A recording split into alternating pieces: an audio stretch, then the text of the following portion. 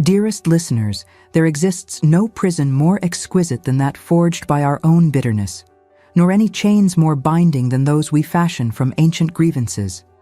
Today, your humble chronicler brings you the most unsettling tale of a marriage contracted not for fortune nor for alliance, but for the coldest revenge imaginable, the ingenious annihilation of an inheritance, separating blood from power, severing legacy from lineage as payment for decades of cruelty.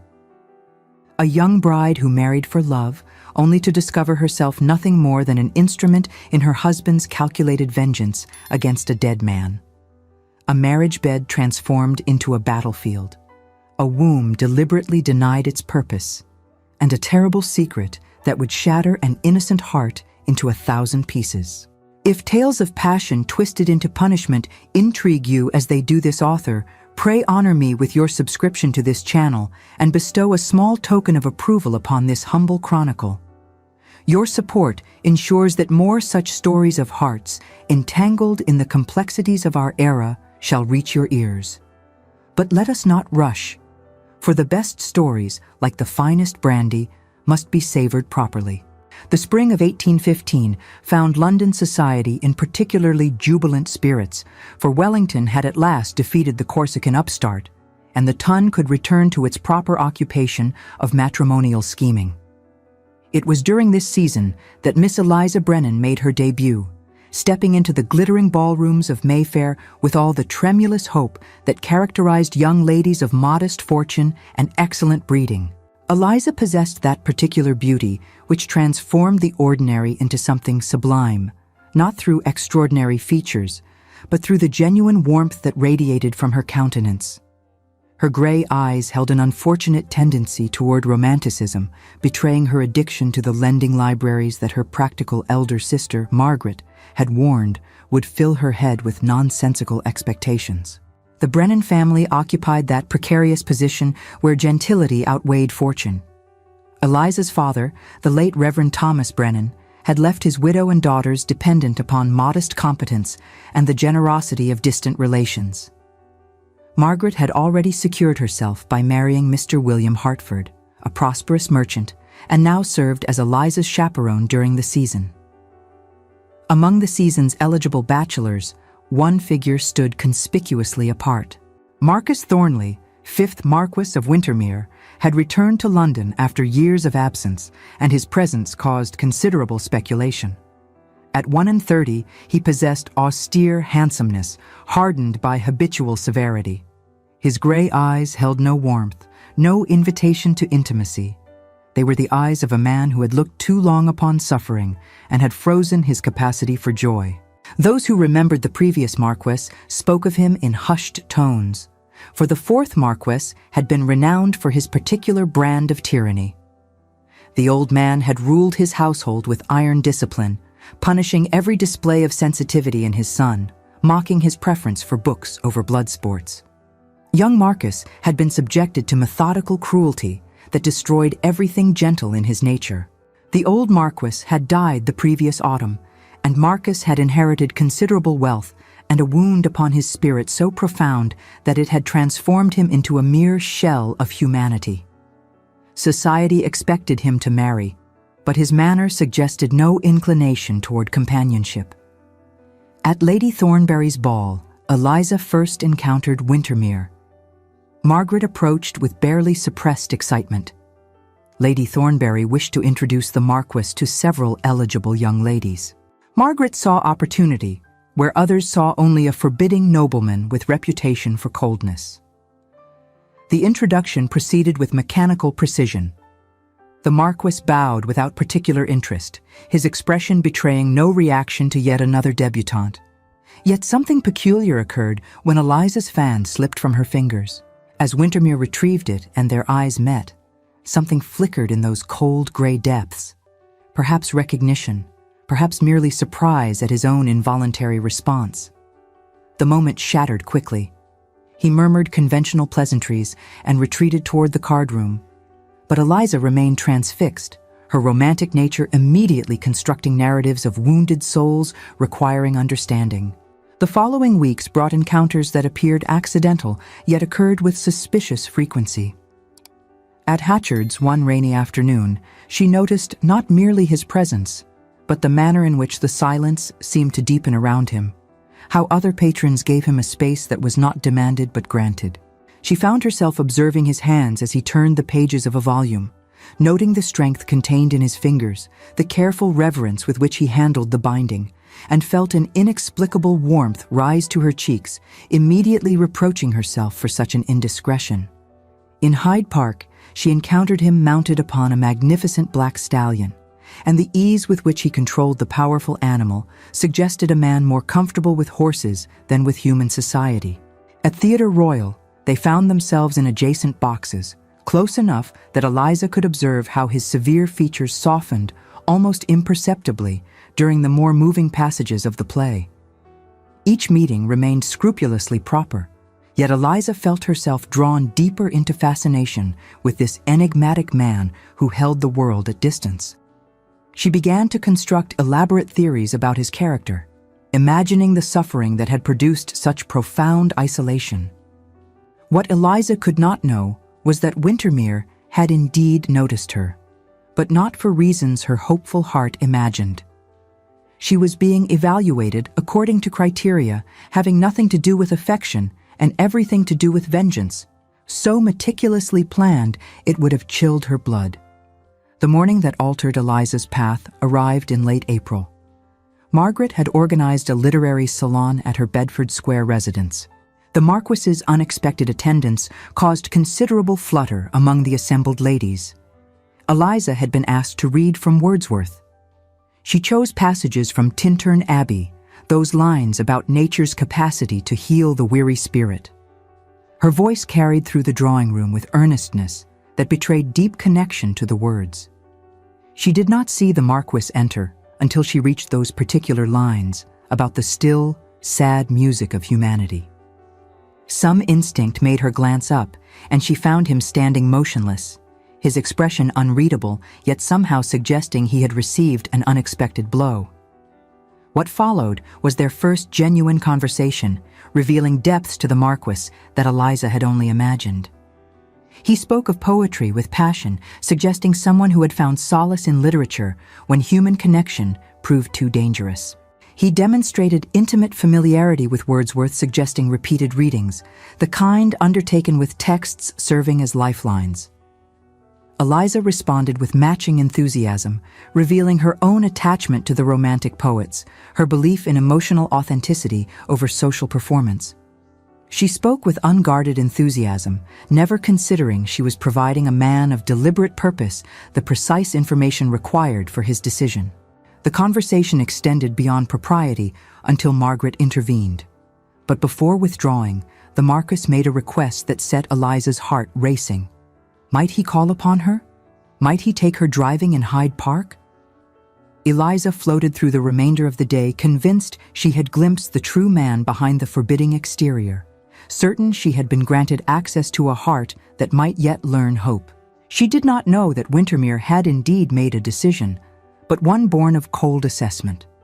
She possessed required qualities: adequate breeding, modest fortune precluding mercenary motives, romantic temperament that would interpret his attention as something other than strategy, and gentle nature that would suffer silently rather than create scandal when she discovered truth.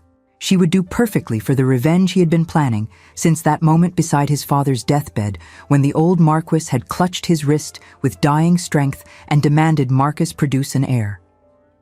The old man's final words had been not of love, but of legacy, of duty owed to ancestors and descendants. Marcus had made his promise, but twisted by decades of abuse into something monstrous. He would marry. He would perform duty to the extent society demanded. But the true wealth and power of Windermere would pass to someone bearing not a drop of Thornley blood, a final severing of everything his father had held sacred. He required only a wife innocent enough not to understand his intention until far too late. And Miss Eliza Brennan, with her romantic ideals and trusting gray eyes, would serve his purpose admirably. The courtship that followed might have appeared romantic to casual observers. The Marquis called upon Eliza with flattering regularity. He secured invitations to events she attended. He danced with her twice at Almack's, that sacred maximum indicating serious intention. He drove her through Hyde Park in his curricle. To Eliza, these weeks represented fulfillment of every romantic fantasy. She interpreted the Marquis's reserve as evidence of deep feeling constrained by past suffering. She read significance into his silences, convinced herself she alone possessed the key to unlocking the heart he guarded so carefully. She failed entirely to notice what Margaret observed with growing unease, that the Marquis's courtship, while technically proper, contained none of the warmth expected from a genuinely attached man. His compliments possessed a quality of studied selection rather than spontaneous admiration. His attention felt measured rather than compelled. Margaret mentioned concerns to her husband, who dismissed them with masculine confidence that a Marquis of 30,000 a year could be permitted his eccentricities. She attempted warning Eliza, but her warnings fell upon ears deafened by infatuation. The proposal followed impeccable form. The Marquis requested an interview with Mrs. Brennan, presented extraordinarily generous settlements, and asked for Eliza's hand with proper attention to protocol. Mrs. Brennan, despite lingering unease about his coldness, could not refuse such an advantageous match. Eliza received his proposal in Margaret's drawing room. The Marquis delivered expected sentiments about esteem and respect. Eliza, hearing what her heart wished rather than what was actually said, interpreted formal words as shyness. She accepted with tears of joy, believing herself the most fortunate of women. She had secured what she believed was a genuine love match. The Marquis received her acceptance with a bow and kiss upon her hand, betraying nothing of his thoughts. He arranged for a wedding as soon as banns could be read, explaining business required returning to his Derbyshire estate before summer heat made London unbearable. The truth was simpler. He wished to complete his revenge before time or conscience might weaken his resolve. The wedding took place on a perfect June morning. Eliza wore her mother's wedding dress and carried roses from Margaret's garden. She thought herself radiantly happy, believing she had married a man who cherished her deeply. Standing at the altar, repeating vows she believed would bind them in sacred union of hearts, Eliza had no conception of the nightmare into which she was stepping. The wedding night awaited, and with it, the beginning of Eliza's true education about the man she had married.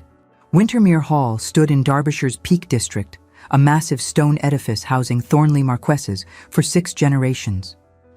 Its grey walls rose against the hills like a fortress, reflecting sunlight without seeming to admit it.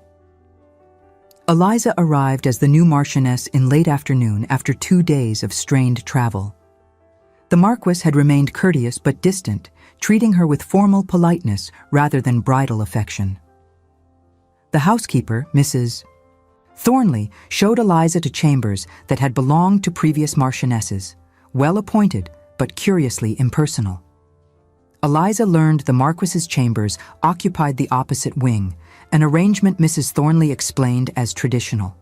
The wedding dinner proceeded in cavernous formality. Afterward, the Marquis suggested she retire early given travel exhaustion. He would join her later. Eliza prepared nervously for her wedding night, possessing only haziest understanding of what would occur. The Marquis arrived perhaps an hour later. What followed was, in strictly technical terms, consummation of the marriage. He performed his husbandly duties with mechanical efficiency, showing neither passion nor cruelty, but simply determination to complete a necessary act. When it ended, the Marquis withdrew immediately to his chambers with nothing more than a formal good night. Eliza felt confused and bereft. She had anticipated awkwardness, but also some element of tenderness. Still, she consoled herself, first experiences were difficult. Time and familiarity would bring the warmth she craved. What Eliza did not know was that her husband had just performed the first act of his carefully planned revenge. Consummation had been necessary for legal validity, but it would be the last time he would risk creating the heir his father had demanded. From this night forward, the Marquis would ensure through deliberate means that his wife's womb remained empty. The pattern established itself with devastating consistency. The Marquis maintained husbandly visits approximately twice weekly, always with the same dispassionate efficiency.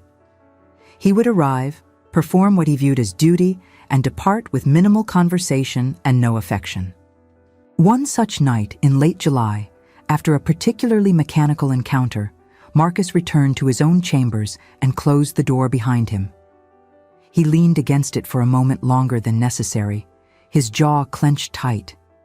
He looked down at his own hands as though they belonged to a stranger, and for the briefest instant, something flickered across his features, a flash of self-loathing so intense it might have passed for pain.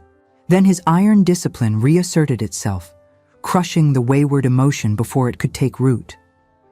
The revenge brought satisfaction, certainly, but it was a dish served in the most absolute and glacial emptiness, and some part of him, a part he refused to acknowledge, recoiled from the void he had created. Eliza gradually recognized something was profoundly wrong. The encounters brought neither pleasure nor connection. Her husband treated her body with impersonal attention he might give correspondence requiring his signature. What disturbed her most was something she lacked experience to name. She noticed her husband's behavior followed a peculiar pattern. At the last moment, he would withdraw abruptly in a manner leaving her confused. She possessed no framework for understanding. She assumed this was simply how marital relations proceeded. Perhaps romantic literature had been misleading. But as weeks became months, Eliza began noticing other women her age, whose waistlines expanded, whose families announced expected arrivals. Everyone seemed to assume an heir would arrive in due course. Except the expected signs never appeared for Eliza. Her courses continued with perfect regularity, month after month. No morning sickness, no fatigue, no symptoms she heard other women discussing. At first, she assumed it was simply a matter of time. But as months accumulated, 3, then 4, then approaching 6, she began worrying. Was something wrong with her? Was she barren? Was this why the Marquis treated her with such coldness? The worry transformed gradually into shame. She began feeling defective, inadequate to the most basic duty of a wife. She noticed servants exchanging glances, caught tail ends of conversations ceasing abruptly when she entered rooms. Margaret wrote frequently, letters full of news about her own pregnancy. Each letter became small torture, reminder of Eliza's apparent failure. Eliza attempted discussing concerns with the Marquis, but he deflected every effort.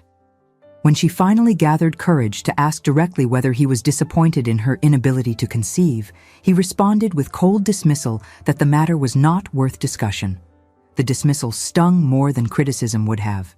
It reinforced her conviction that she was somehow deficient, that her husband had recognized this flaw. Her life at Windermere Hall settled into pattern of exquisite loneliness. The Marquis maintained a schedule ensuring they spent minimal time together beyond formal dinners and periodic nighttime visits. He treated her with unfailing courtesy, but absolutely no warmth. Eliza attempted finding purpose in household management, but Mrs. Thornley had run Windermere Hall for decades and made clear she neither required nor welcomed interference from a mistress who had not yet justified her position by producing an heir. She wrote long letters to her mother and Margaret, but found herself unable to articulate the true nature of her unhappiness. How could she explain that her marriage felt like a prison of loneliness? The autumn brought news that Margaret had been safely delivered of a healthy son, little Thomas Hartford. The letter arrived on a day when Eliza's courses had just begun again, the 6th month of marriage, with no sign of expected pregnancy. She wept that night, alone in her chambers, feeling herself a failure. She did not understand that her body was functioning perfectly, that the fault lay in her husband's intentional prevention of conception. She knew only that she was desperately unhappy, that romantic dreams had crumbled into dust, and that she was trapped in a marriage bringing neither love nor children, nor any sense of purpose. And winter was coming, when Derbyshire hills would be locked in snow and ice, and Eliza would find herself more isolated than ever. But winter would bring something else, a tragedy that would finally tear away the veil of ignorance and force Eliza to confront terrible truth about what had been done to her. The letter arrived in early December. It came from William Hartford, and its contents shattered what remained of Eliza's fragile equilibrium. Margaret had taken ill shortly after birth. What began as normal post-delivery fatigue had progressed to fever, then delirium, then the final crisis claiming so many women in childbed. She had died 3 days prior to the letter's dispatch, leaving behind infant son Thomas and a devastated husband. Mrs. Brennan, already in delicate health, had collapsed upon receiving news. The physician suggested the shock had precipitated a crisis of her heart, and she was not expected to survive more than a few days.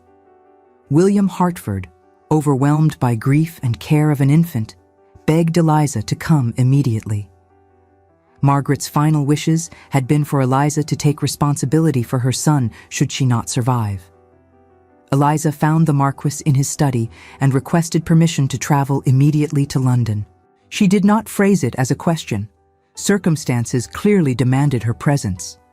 The Marquis would escort her himself, he informed her. The circumstances required his presence as head of her family. They would depart the following morning. They arrived in London to find Mrs. Brennan still clinging to life. Eliza spent 3 days at her mother's bedside before Mrs. Brennan died peacefully with her remaining daughter beside her. 2 funerals followed in rapid succession. Eliza moved through the ceremonies in a fog of grief, barely aware of the Marquis's steady presence.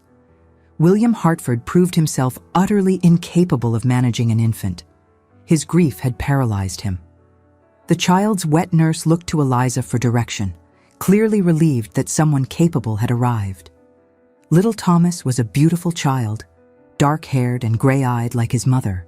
Eliza found herself drawn to him with surprising intensity, this small person representing all that remained of Margaret. The weeks that followed the funerals passed in a haze of mourning and newfound purpose. Eliza remained in London, having taken up residence in the Hartford household to care for Thomas. She spent her days entirely devoted to the infant, finding in his needs a distraction from her overwhelming grief. In the quiet hours when Thomas slept, she would hold him close, marveling at the perfection of his tiny features, seeing in him echoes of her beloved sister. She discovered depths of maternal feeling she had not known she possessed. The fierce protectiveness that rose in her when Thomas cried, the joy that filled her heart when he smiled in his sleep, the tender devotion with which she supervised every aspect of his care. These feelings awakened something within her that months of barren marriage had left dormant. The Marquis maintained a respectful distance during this period, attending to business in the city while Eliza mourned. He called upon her periodically to inquire after her welfare and to offer whatever assistance she might require, but he made no demands upon her time or attention. It was after nearly a month of this arrangement, when Eliza had established a profound bond with her nephew and found in his care the only source of meaning in her grief-stricken existence, that the Marquis requested a private audience. She was holding Thomas when he entered the Hartford drawing room, and she looked up with the wariness that had become habitual in his presence, wondering what matter required such formality.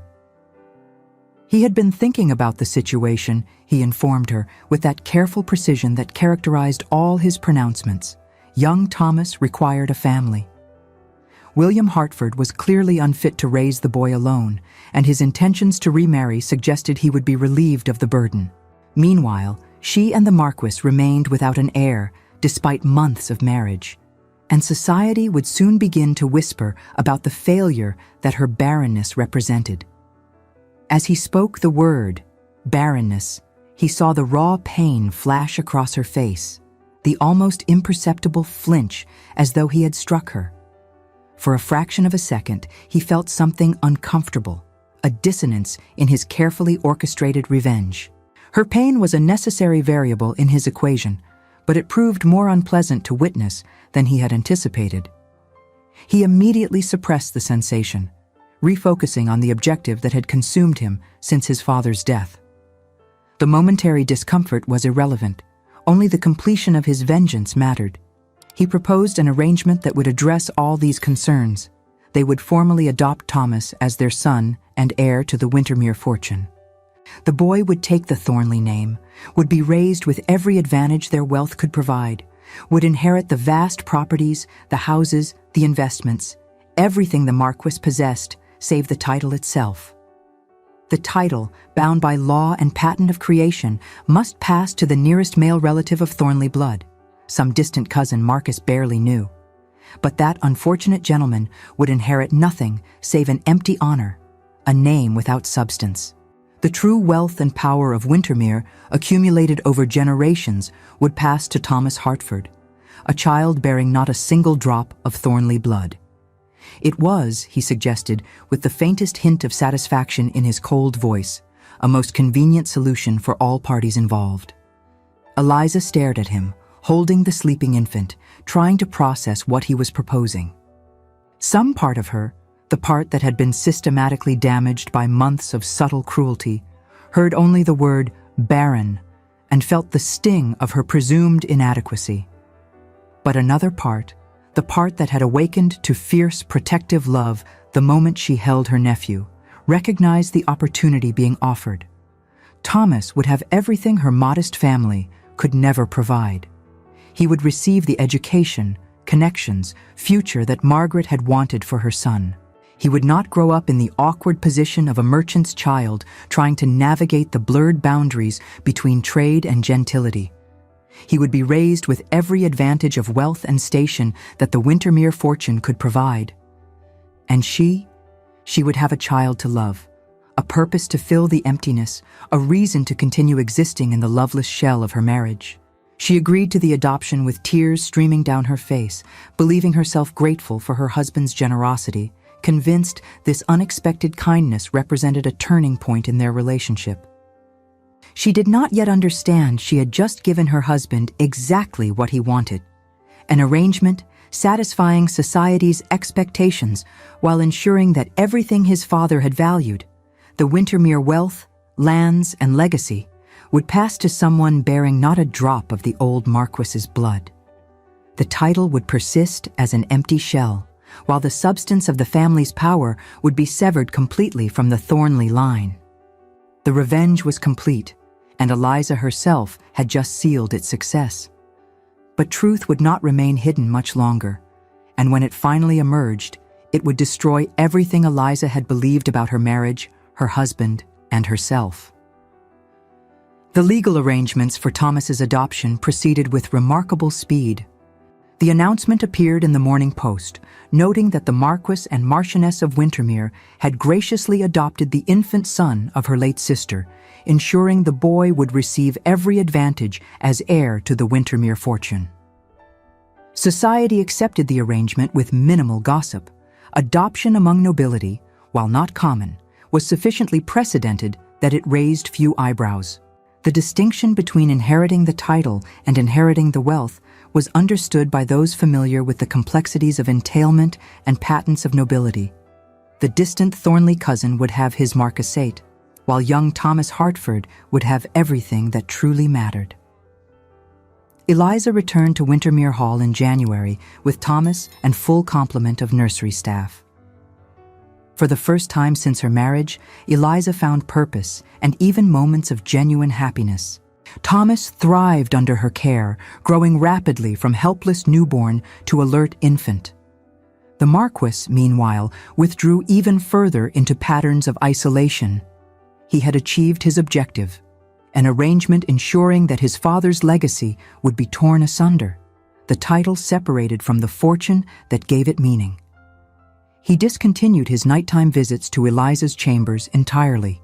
The excuse was obvious. The child required her attention.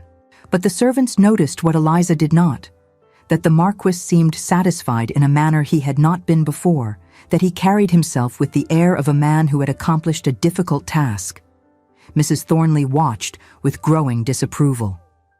Something about the Marquis's treatment of his young wife struck her as particularly intentional and cold. She was not alone in her concerns. Sarah, the young woman who had accompanied Thomas from the Hertford household, possessed more education than typical nursery staff. She had been treated almost as family by Margaret Hertford and had heard Margaret speak with concern about Eliza's marriage. Margaret, in her final weeks, had spoken to Sarah about worries for her sister.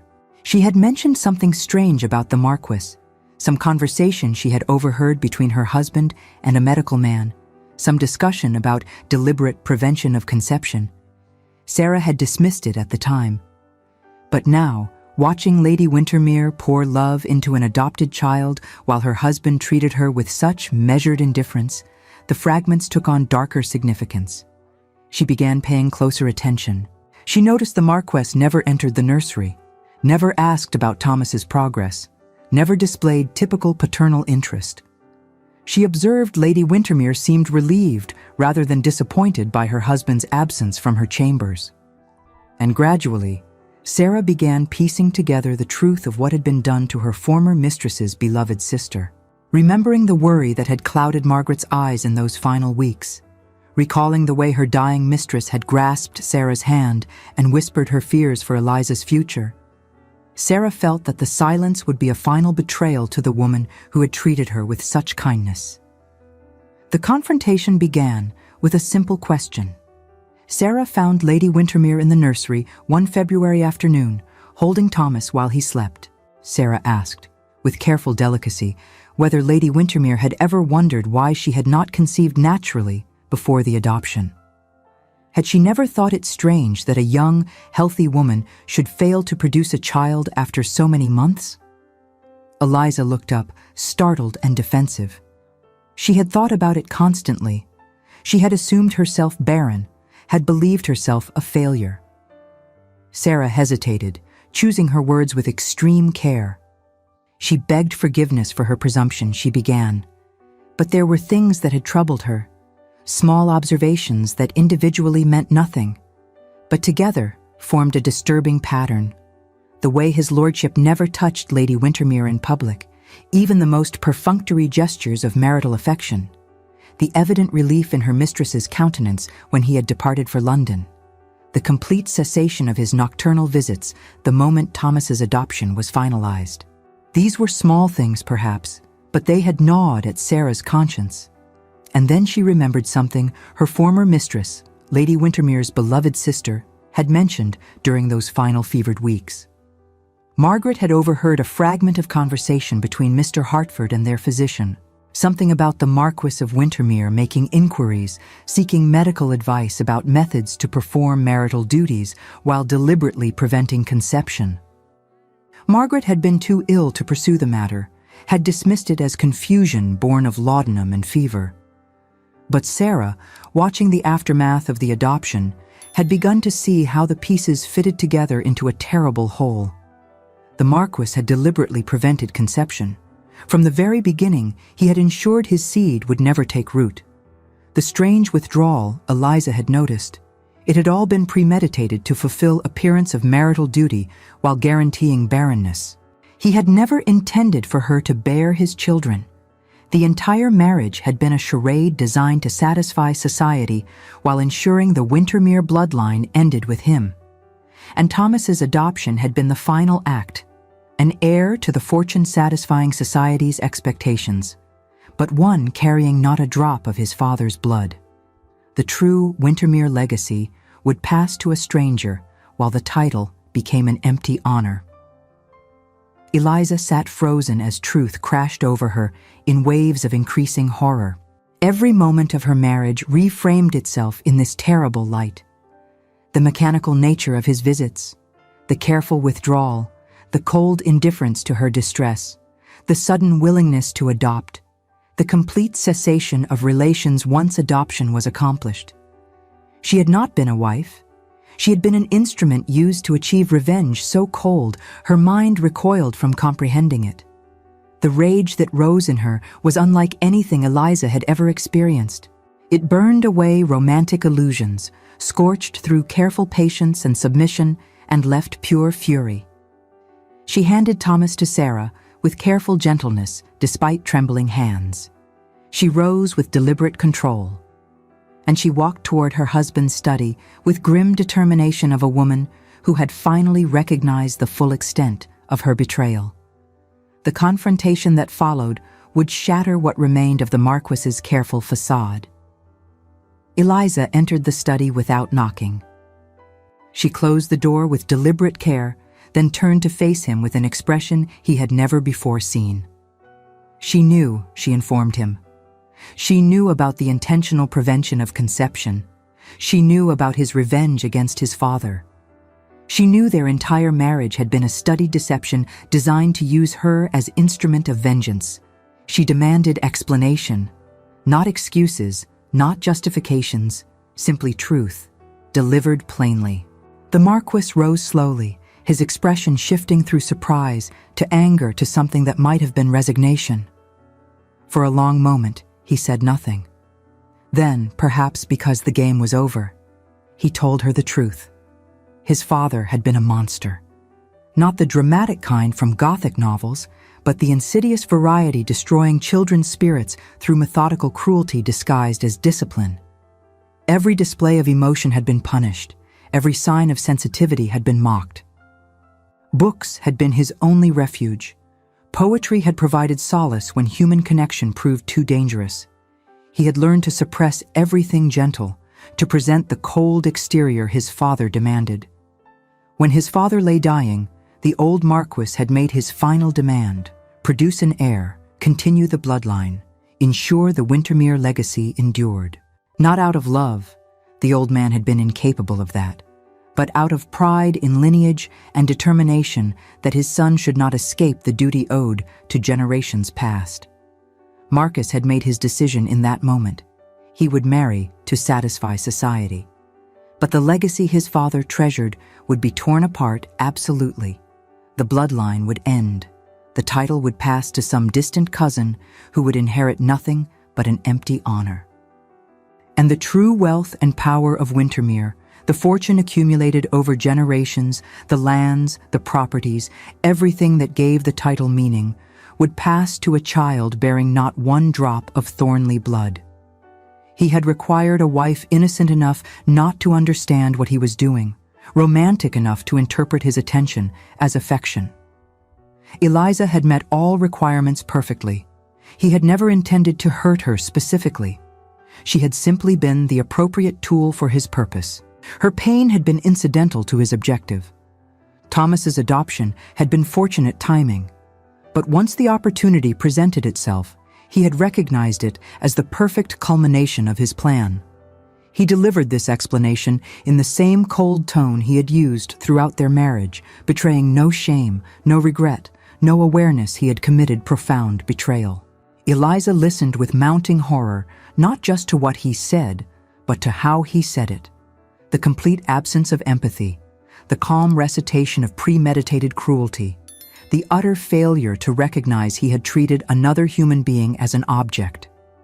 She told him his father had succeeded beyond imagination, that the old Marquis had transformed his son into exactly the kind of monster he himself had been. His father had destroyed him through overt abuse. He had destroyed her through studied deception. She paused, and for an instant the fury in her eyes gave place to something far more devastating, a raw anguish that cut deeper than any anger could. Her voice dropped to a whisper that proved more lacerating than her previous accusations. "Tell me just one thing, my lord," she said, her words trembling with barely contained pain. "Was there a single moment? One look? One word?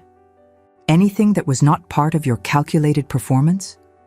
Did you feel even a flicker of genuine regard when you read Wordsworth to me, when you drove me through Hyde Park, when you stood beside me at the altar?" The question hung between them, naked and terrible in its vulnerability. Marcus met her gaze, and in his silence, in the cold, empty acknowledgement in his gray eyes, she found her answer. Nothing. It had all been nothing but a carefully orchestrated deception. The knowledge extinguished something in Eliza's expression, replacing anguish with a steely resolve that was somehow more final than rage. She would not leave, she told him with renewed composure, for she had nowhere to go and no resources. She would remain as Marchioness because law and society gave her no alternative. But their marriage was finished in any meaningful sense. She would raise Thomas, manage the household, fulfill social obligations. But she would never again pretend affection for him. She would never again waste romantic hopes on the shell of a man incapable of genuine human connection. She left him alone in his study, returning to the nursery where Thomas stirred from his nap. She held him while Sarah fetched the wet nurse, and she found herself weeping silently into his soft hair. She had believed that love could heal all wounds, that patience could thaw any frozen heart. She had been catastrophically wrong. The Marquis remained in his study long after Eliza departed, staring at nothing. He felt nothing, not shame, not regret. His father's training had been thorough, yet some small part of him recognized uncomfortable truth. He had become his father in all the ways that mattered. He had inflicted premeditated cruelty on someone who had done nothing to deserve it. But recognizing truth and feeling appropriate emotion were entirely different things. And Marcus Thornley had long since lost the ability to feel anything beyond cold satisfaction of vengeance completed. Or so he told himself, sitting alone as night fell over Derbyshire hills. But late that night, unable to sleep, Marcus found himself wandering the darkened corridors of Wintermere Hall. His feet carried him without conscious direction to the long gallery where portraits of his ancestors gazed down with expressions ranging from stern disapproval to cold hauteur. He stopped before the portrait of his mother, painted when she was barely 20, younger than Eliza was now. Lady Anne Thornley had died when Marcus was 7, carried off by fever so quickly that he had barely had time to comprehend his loss before his father had forbidden him from speaking her name again. In the portrait, she looked gentle and kind, with gray eyes that seemed to hold warmth even in oil paint. His father had kept the painting only because removing it would have caused talk, but he had relegated it to the furthest corner of the gallery where it could be conveniently forgotten. Marcus stared up at his mother's face, and for just a moment, something twisted in his chest.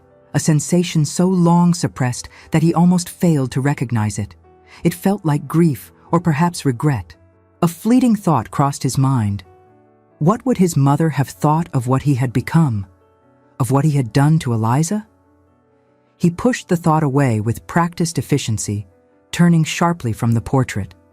His revenge was complete. His father's legacy was destroyed. Nothing else signified.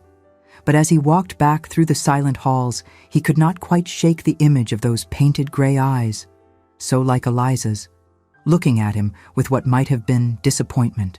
The months that followed transformed Wintermere Hall into a house divided against itself. Eliza fulfilled duties as Marchioness with mechanical efficiency while investing genuine energy into Thomas's care. The infant thrived under her devoted attention. The Marquis maintained his pattern of isolation. He attended necessary social functions with his wife, presenting the united front society expected. But the coldness between them was palpable. Sarah watched over both mistress and master with keen observation. She noticed how Lady Wintermere never spoke to her husband except when necessary, how she turned her face away when he entered rooms. But Sarah also noticed something else that disturbed her. The Marquis had taken to visiting the nursery at odd hours, not when Eliza was present, but during times when only staff attended to Thomas. He would stand in the doorway, never entering fully, simply watching the child with an expression Sarah could not quite interpret. Spring arrived, transforming the harsh Derbyshire landscape. Thomas, now 6 months old, had begun displaying personality beyond mere infant needs. He smiled easily, laughed with genuine delight. Eliza sang to him constantly, filling the nursery with ballads and folk songs. Her voice carried through the halls, adding warmth to spaces that had been cold for generations. In April, Eliza received a letter from William Hartford. He was planning to remarry and expressed hope he might visit occasionally to maintain some connection with his son. Eliza responded with generous permission. She felt no resentment. Indeed, she felt grateful that circumstances had brought Thomas into her life. She was writing her response when the Marquess appeared. He had received correspondence from his man of business in London. There were matters requiring his personal attention, potentially extending to several weeks. He would be departing in 2 days. He did not ask if she wished to accompany him. He simply informed her of his plans. Eliza nodded acknowledgement without looking up, making clear through indifference that his comings and goings were of no consequence to her. He departed 2 days later. The household breathed easier in his absence, and Eliza found herself able to smile more genuinely. She should have been content with this arrangement, but some part of her felt a peculiar ache, not longing for her husband's presence exactly, but grief for what might have been had circumstances been different. She was contemplating this uncomfortable truth one afternoon in late May when Sarah burst into the morning room with a letter that had just arrived from London. It came from the Marquess's valet. The Marquess had been attacked near his London residence 3 nights prior, a robbery attempt that had turned violent when he resisted. He had sustained significant injuries, a blow to the head leaving him unconscious for 2 days, and a knife wound to his side that had fortunately missed vital organs but had resulted in dangerous blood loss. The physicians attending him had stabilized his condition, but he remained weak and confused, suffering from headaches and occasional disorientation, suggesting his head injury had been severe. The valet requested her instructions regarding whether she wished to travel to London. Eliza read the letter twice. By all rights, she should feel nothing. The man had used her abominably. Yet she found herself feeling something that surprised her. Not joy at his suffering, not indifference, but peculiar concern having nothing to do with wifely duty and everything to do with simple human compassion. She made her choice with decisiveness that had emerged from the wreckage of her romantic illusions. She would go to London, not out of love, but because duty demanded it, and because she would not allow herself to become as cold and unfeeling as he had proven himself to be. She arranged for Thomas to remain at Wintermere Hall with Sarah, unwilling to expose an infant to travel risks. She departed the following morning toward London, and the husband she had once loved, but now felt only duty toward. What she did not know was that the blow to the Marquess's head had done something far more significant than merely causing pain.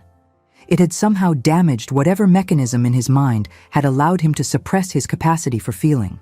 And the man she would encounter in London would be profoundly different from the cold husband she had left behind. Eliza arrived to find the household in controlled chaos. The valet, Simmons, greeted her with obvious relief.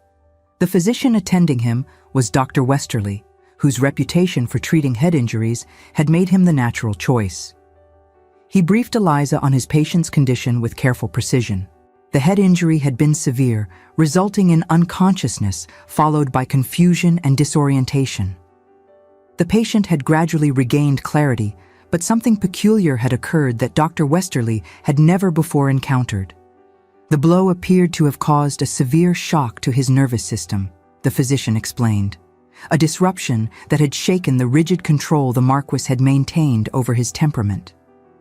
Where previously he had been renowned for cold reserve, he now displayed emotions with unsettling openness. The injury seemed to have disturbed the balance of his constitution, resulting in an exhibition of sentiments that before he had kept under the most severe restraint. He wept easily. He expressed affection toward servants in ways that startled them. He spoke of his father with raw anguish rather than controlled resentment. Most disturbingly, he had asked repeatedly for his wife, expressing concern about her welfare and regret about his treatment of her with emotional intensity, contradicting everything they knew of his character. Dr. Westerly could not fully explain the phenomenon. The head injury might have affected his ability to maintain the disciplined comportment that had previously defined his manner. The change might be temporary or might prove permanent. Time alone would reveal which. Eliza absorbed this with growing apprehension. She had prepared to nurse an injured husband while maintaining emotional distance. She had not anticipated encountering a fundamentally different person. Simmons escorted her to the master bedchamber. The Marquis lay propped against pillows, his head bandaged and his face pale. He looked diminished by injury in ways having nothing to do with physical size. He turned his head when she entered, and something extraordinary happened to his features. They transformed with an expression of such relief and joy that Eliza actually stepped backward in shock. This was not the cold man she had married. This was someone entirely different, someone whose gray eyes filled with tears at the sight of her. He attempted to rise but fell back with a grimace. Eliza moved forward automatically and found her hands captured in his with a grip trembling from weakness but conveying desperate need. He was so sorry, he told her, so profoundly sorry for what he had done. The words tumbled out in disordered rush, completely unlike his usual careful speech.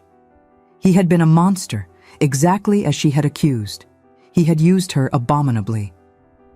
He had been lying here unable to maintain the walls he had built, and everything he had suppressed for years had come flooding back. He could feel again, not just anger and satisfaction in revenge, but grief and shame and regret, and all the messy emotions he had trained himself to deny. And what he felt most acutely was horror at what he had done to her. Eliza found herself unable to respond, struck mute by the transformation. This might be temporary, she reminded herself. Dr. Westerly had warned the change might not be permanent. She could not allow herself to be drawn back into hope, only to have it destroyed again. She informed him calmly that she had come to ensure he received proper care during recovery.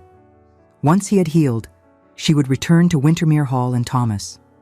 The fundamental reality of their marriage remained unchanged. The Marquis flinched as though she had struck him, but he nodded acceptance. He understood he had forfeited any right to her trust or affection. The weeks that followed proved extraordinarily difficult.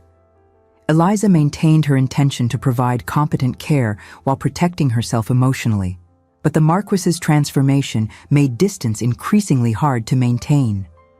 He asked her to tell him about her experience of their marriage, not to make excuses, but to truly comprehend what she had endured. He listened with visible pain, suggesting genuine comprehension of the harm he had caused. He acknowledged that his father's cruelty did not excuse his own, that trauma might explain but did not justify. He spoke haltingly about his childhood, about a wound to his spirit inflicted through relentless cruelty disguised as paternal discipline. But he also acknowledged he had made choices, that he had deliberately used his wife as instrument of revenge. Eliza found herself drawn into conversations she had not intended to have. Understanding why someone had hurt you did not erase the hurt, but it made maintaining pure resentment more difficult. Most troubling was growing evidence that this change was not simply a matter of emotional display, but of genuine transformation. He began asking about Thomas, not as an heir in whom he had no real interest, but as the child Eliza loved. He wanted to know about his personality, his development, the small daily details. He did not ask to see Thomas yet, acknowledging he had not earned that privilege. But he spoke of hoping to know the boy eventually, if Eliza could ever trust him. Dr. Westerly became increasingly convinced the change would prove permanent. Whatever mechanism had allowed him to suppress emotions appeared to have been irreparably damaged. He would need to learn to live with the full range of human feeling.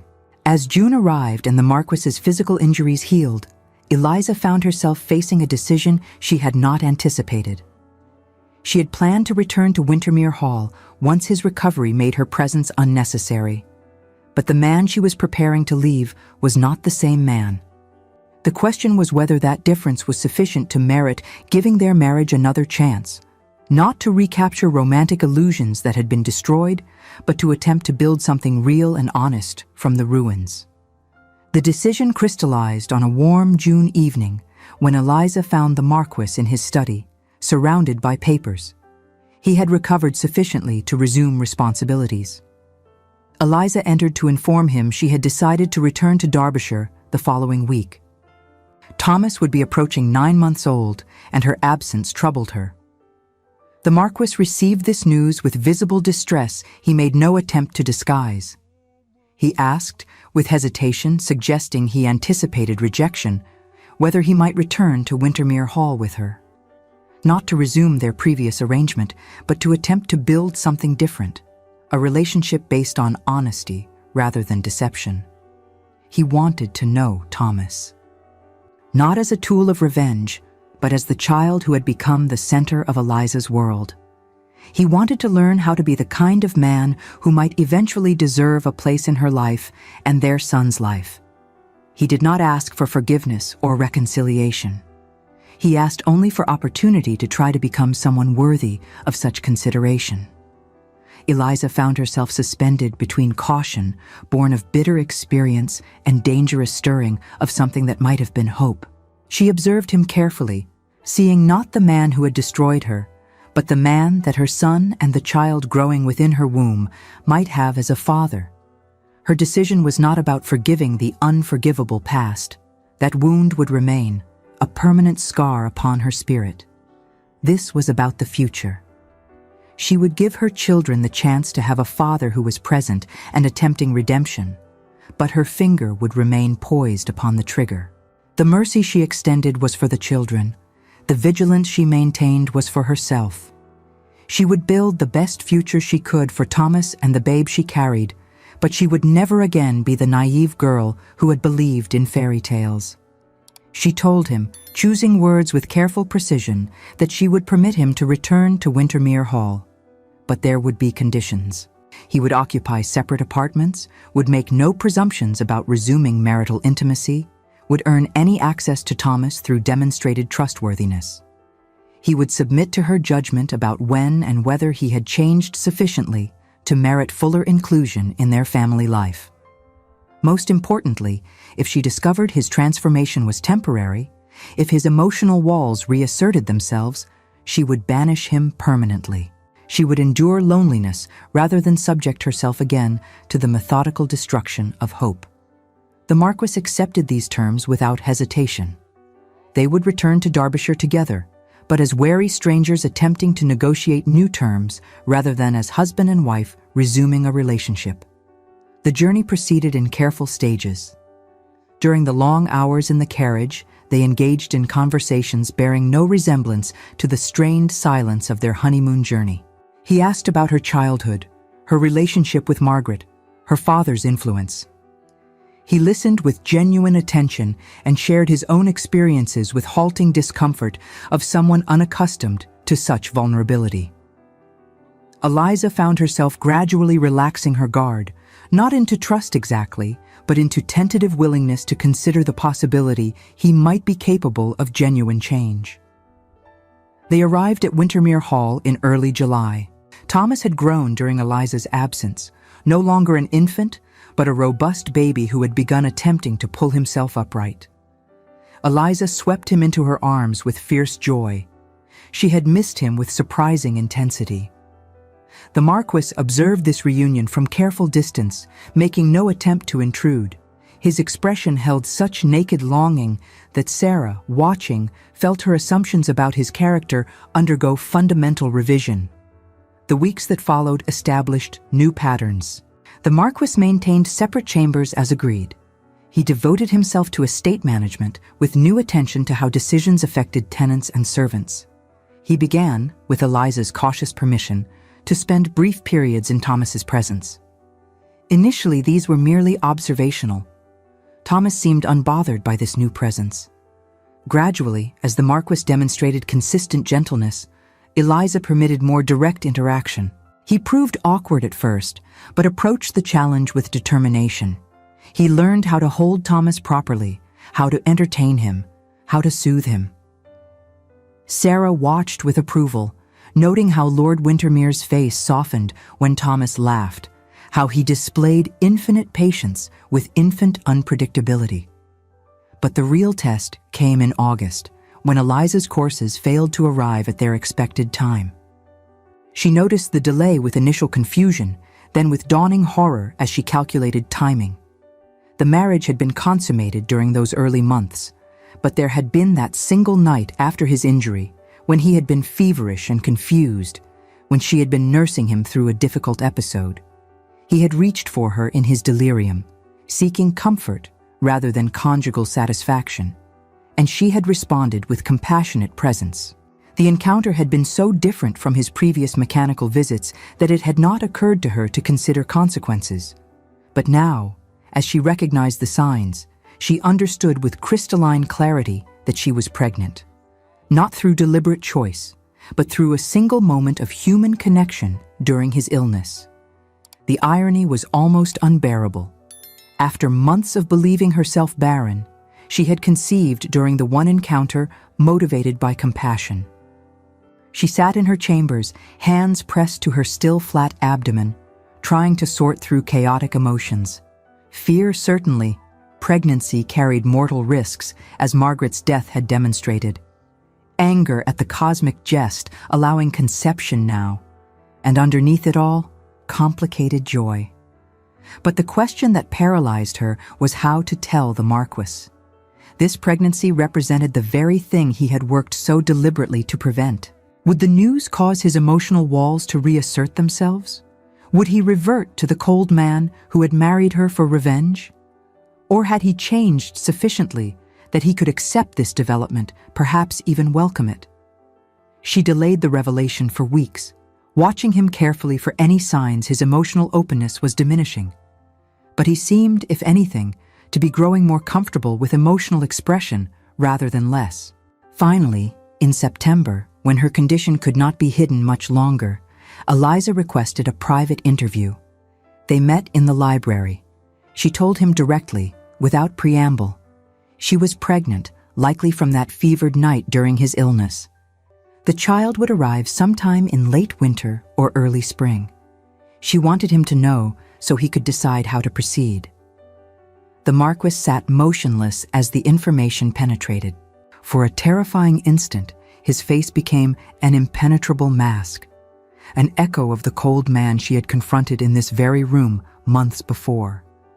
His features held no expression, no hint of the emotional openness he had displayed since his injury. The silence stretched unbearably, and Eliza felt her heart turn to ice in her chest, convinced that the shock had rebuilt the walls that trauma had torn down. She had been a fool to hope, a fool to believe that genuine transformation was possible. Then the mask shattered. His face crumpled, cycling through emotions too complex and swift to catalog individually. Shock, certainly, fear unmistakably, but also something that could only be described as wonder, pure, unguarded, overwhelming wonder. When he finally spoke, his voice shook with emotion he made no attempt to control. This child would be his chance to be the kind of father his own father had never been. A chance to break the cycle of cruelty defining the Wintermere line. A chance to create something good from blood he had viewed as cursed. He asked, with heartbreaking uncertainty, whether she would permit him to be truly involved in this child's life from the beginning. Not merely as legal father providing material support, but as a parent attempting to offer love rather than cruelty. He understood if she could not trust him with such responsibility. He had proven himself capable of terrible deliberation where children were concerned. She had every right to protect this child. Eliza found tears streaming down her face as she listened, hearing genuine transformation rather than studied performance. She told him she would give him the opportunity to be a true father. But the chance came with absolute conditions. Any sign of the coldness characterizing their early marriage, any indication he was reverting to viewing people as instruments, and she would protect her children with every resource at her disposal. He accepted these terms with gratitude of someone receiving a gift beyond deserving. The news spread through the household with typical servant speed. The reaction was universally positive. Only Sarah recognized the deeper significance. Triumph, because conception proved Lady Wintermere had never been barren. Test, because the Marquis's response would reveal whether his transformation was genuine. But as autumn progressed and the pregnancy advanced normally, Sarah observed with growing conviction that Lord Windermere's change appeared permanent. He attended to his wife with solicitous care, respecting her boundaries while offering genuine support. He continued building his relationship with Thomas with patience and warmth.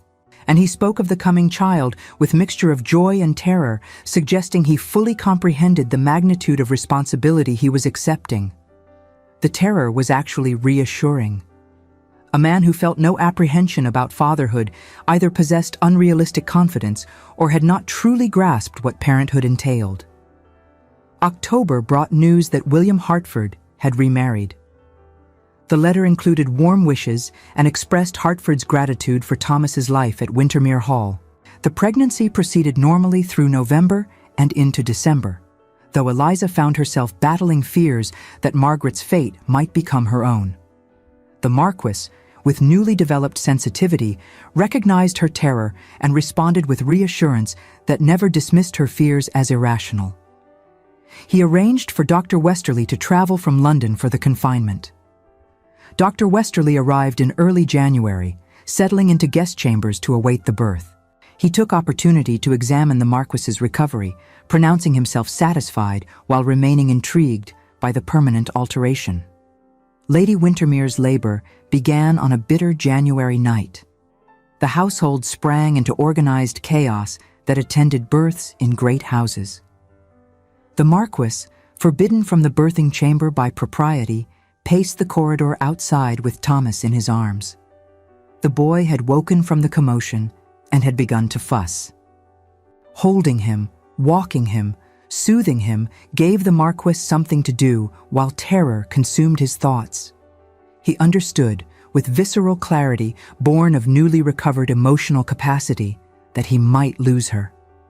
That childbirth claimed women with frightening regularity. That Margaret's death stood as recent reminder of how quickly joy could transform into tragedy. Sarah found him holding Thomas while silent tears streamed down his face, and she felt the last of her reservations about his transformation dissolve. This was not performance. This was genuine terror, born of genuine love. The labor proved long and difficult, stretching through the night into the following day. Dr. Westerly emerged periodically to inform the Marquis that progress continued normally, that no complications had yet developed. But "not yet" provided cold comfort. It was late afternoon when the infant's cry finally rang through the upper halls, announcing successful delivery. Dr. Westerly emerged, his face showing exhaustion but also satisfaction. Lady Windermere had been safely delivered of a healthy daughter. Both mother and child had survived. The Marquis stood frozen, unable to process information that exceeded his highest hopes. A daughter, Eliza, alive. Both of them safe, despite the dangers that had claimed Margaret. Dr. Westerly suggested Lord Windermere might wish to meet his daughter. The birthing chamber had been restored to proper order, and both mother and infant awaited his presence. He entered with trembling legs, seeing Eliza propped against pillows, exhausted but radiant, holding a tiny bundle. She looked up at his entrance, her face transforming with a smile holding none of the wariness that had characterized their interactions for months. She had someone for him to meet, she said softly, adjusting the linens to reveal a small face with features still swollen from birth. Their daughter, she announced, whom she thought they might name Eleanor after her grandmother. The Marquis approached slowly, as though sudden movement might shatter the moment. He gazed down at the infant, his daughter, his child, visible proof he had been granted opportunity to be the kind of father he had never known, and felt his heart break open with love so pure and overwhelming he nearly collapsed from its weight. He reached out with shaking hand to touch the impossibly soft cheek, marveling at the perfection of fingers that curled instinctively around his own. Eliza watched her husband fall completely in love with their daughter, and she felt something shift in her own heart. This was not the return of her romantic illusions. Those had been destroyed too thoroughly. This was something more real and more durable. Recognition that the man before her had undertaken genuine transformation, and was continuing to work toward becoming someone worthy of the family they were building. She would never forget what he had done to her in the early months. The premeditated cruelty, the studied deception, the methodical destruction of her self-worth, these injuries had marked her permanently. But she could see now that people were capable of change, that trauma did not excuse cruelty, but neither did it permanently define one's capacity for growth. Her husband had been broken by his father's abuse, had responded with his own calculated cruelty. But the injury, forcing him to confront emotions he had spent his life denying, had given him opportunity for genuine transformation. He would need to work every day to be the kind of husband and father he had never learned to be. There would be failures and setbacks. But for the first time since their wedding, Eliza felt hope that the work might eventually produce something worth having. She extended her free hand toward him, and he took it with trembling fingers, his tears falling freely now. They sat together in the birthing chamber, husband and wife, father and mother, two damaged people attempting to build something good from the ruins of vengeance and romantic illusion. As Marcus gazed at his wife and his newborn daughter, he felt a love so overwhelming it was almost painful in its intensity. And within that joy, he felt also the crushing weight of responsibility, the awareness that each day would require effort to prove himself worthy of this happiness, a constant struggle against the specter of the man he had been. His father's cruelty had nearly destroyed him entirely. His family's love would be his slow and deliberate reconstruction. The work would never truly end, he understood. But holding Eleanor's impossibly small hand in his, watching Eliza's exhausted smile, he thought that perhaps the work itself was the point, that redemption was not a destination, but a journey undertaken one careful step at a time. It would not be easy. The road ahead would require patience, forgiveness that must be earned rather than assumed, and constant vigilance against the patterns of behavior that had nearly destroyed them both. But as Eliza looked at her husband cradling their daughter's tiny hand in his, seeing the wonder and terror and fierce love in his face, she thought that perhaps, after all the pain and betrayal, they might actually have a chance at building something real, not the fairy tale romance she had once imagined. Something harder and more honest. A partnership forged through suffering and transformation, bound not by romantic illusion, but by shared commitment to breaking the cycles that had damaged them both. And so another tale of hearts united reaches its blessed conclusion. Love, it seems, finds a way even through the strictest conventions of proper society, and sometimes through the ruins of vengeance itself, transforming premeditated cruelty into genuine redemption, one difficult, honest step at a time.